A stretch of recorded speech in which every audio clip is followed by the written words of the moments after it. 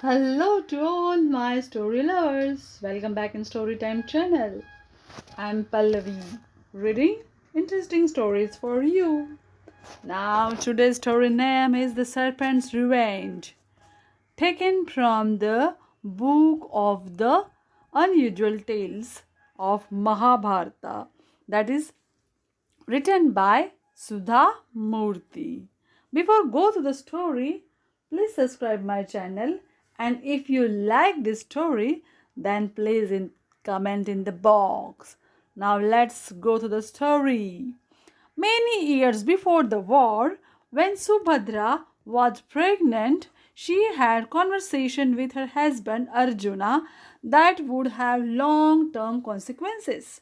Subhadra, there are number of views or techniques we can use to stop the enemy from advancing or entering, said Arjuna, trying to explain the many facts of the warfare to Subhadra. These views have different names and various levels of difficulty. What do you mean? Asked Subhadra.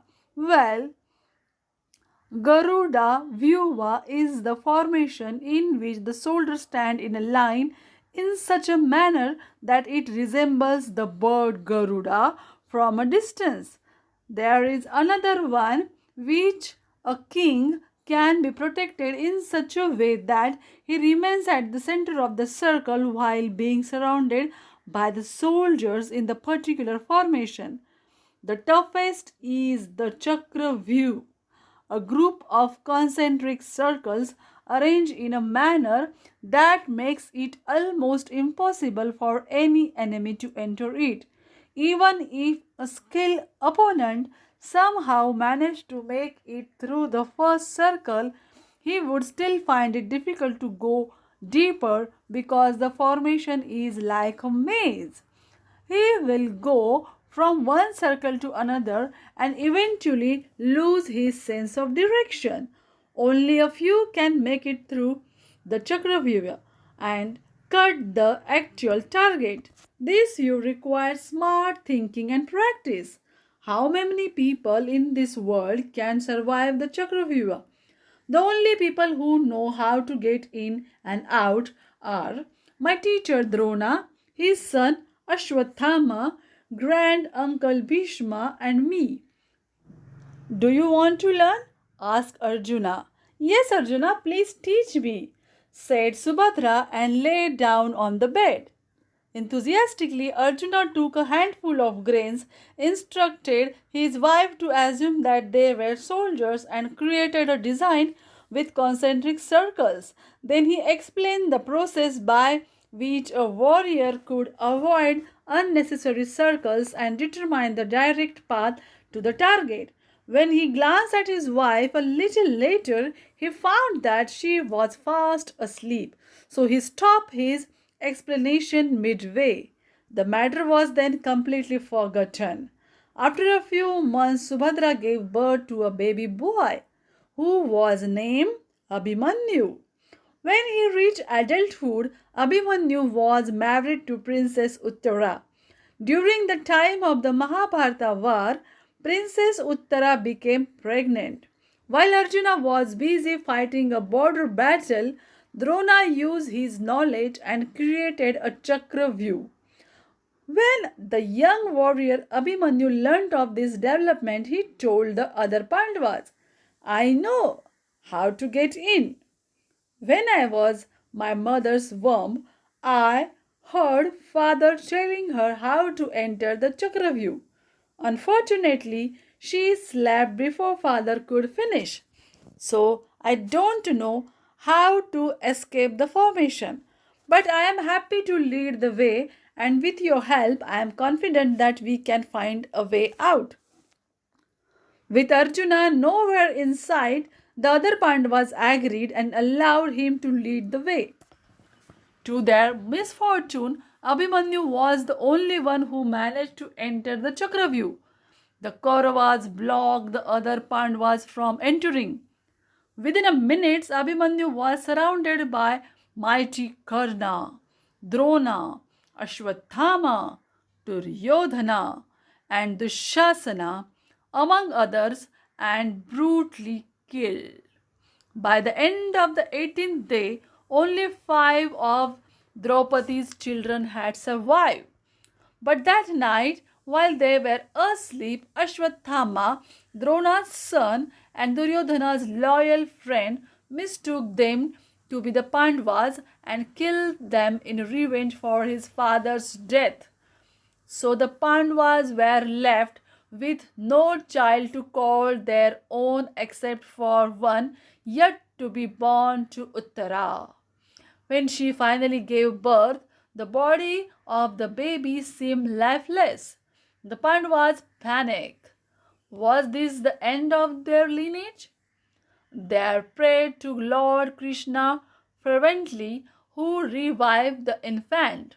The newborn was named Parikshita because it seemed like the little child was testing the dynasty's continuance. Parikshita was raised with a lot of care. Eventually, he became king and ruled the land in a fair and just manner. He was well liked by his subjects.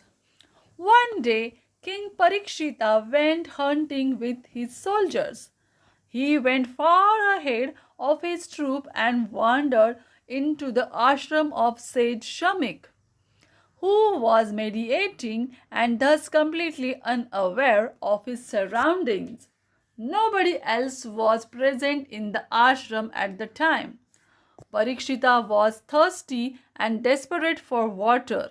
He called out for someone to bring him some, but there was no response. Then he saw the sage sitting in silence with his eyes closed. Parikshita also noticed a dead snake lying in the corner. Thirsty and frustrated, the king assumed that the sage was only pretending to meditate, and in a fit of anger, he picked up the dead snake with the wooden stick and put it around the sage's neck. Then he left the ashram. After some time, Sage Samik's son Shringi came home to find his father meditating with a dead serpent around his neck. He became really upset. Somebody had obviously tried to insult his pious father. He shouted out a curse: "Whoever has garlanded my father with this dead serpent will die within 7 days of snake bite." By then, Sage Samik had opened his eyes. When he learnt of the curse, he said, "Shringi, you shouldn't curse anyone without knowing the entire story. You must hear both sides. When you lay a curse on someone, you lose some of your power. We are here to help and make a better world. Curses should only be used in exceptional cases." After making some enquiries around the area, Sage Shamik found that it was the benevolent King Parikshita who had visited his ashram. He immediately sent some of his disciples to the royal palace to inform the king about his impending death so that he could take care of his affairs. Meanwhile, King Parikshita was already regretting what he had done. He had dishonored a sage of all people. When the disciple informed the king of the curse, he remained calm.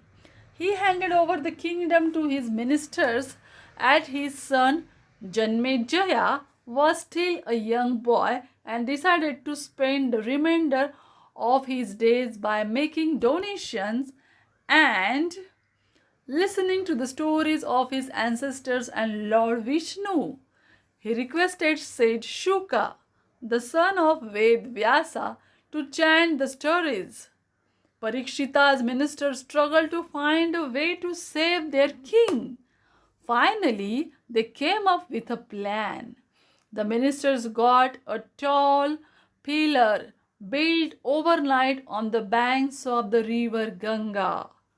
upon which a small house was constructed for Parikshita to stay. The house was surrounded by the best guards in the kingdom and were given strict instruction not to allow anyone or anything inside. Parikshita had already accepted the curse and knew that it would come true. He was prepared for death. However, he gave in to his minister's earnest request and stayed in the house they had built for him. Meanwhile, said Shuka and king sat together every day. Shuka's story is also known today as Bhagavata, lasted for the period of 6 days. On the seventh day, a well meaning visitor sent the king a basket of fruits. When the king cut one of the fruits open, he found a small worm wriggling out of it. Within a second, the worm morphed into a big poisonous serpent and beat the king before he could take another step. Parikshita died instantly. The serpent was Takshaka, the king of snakes, who had taken a vow of revenge against the Pandavas for his family's destruction in the Khandwa forest. This is the end of the story. Do you like it? Then comment it and tell me which story do you want to listen. Till then, take care of yourself. Bye bye.